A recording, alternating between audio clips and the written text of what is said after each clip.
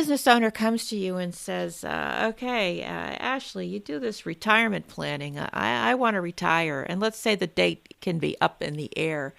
But what kind of issues do you see come up most often that where they go, oh, I didn't think about that?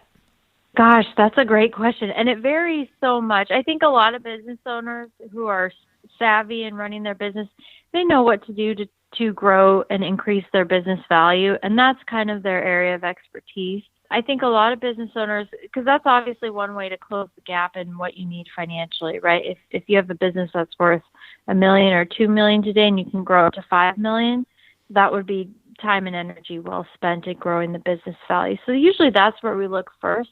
But where I think a lot of owners overlook opportunities is something you've already mentioned, which is in their retirement plans.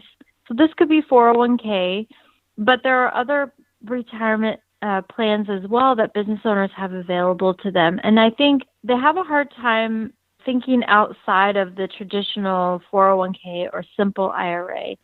But there are lots of ways that business owners can save for their own retirement and get a tax deduction for the business for doing so. So the average American who doesn't own a business has limited ways to save for retirement in a tax-efficient way, right? If you have a 401k at your company that you work for, great. If you don't, then you're going to be limited to a few $1,000s a year in an IRA or a Roth IRA, and that's kind of it. And so, but business owners, if you tack on, let's say you have a 401k currently in place and you're saving and you're maxing that out and you're doing everything you can, and you still have more money that you need to and want to save and have the ability to save, you could bolt on a cash balance plan to your 401k. You don't have to reinvent the wheel, and all of a sudden you can save, especially if you're close to retirement.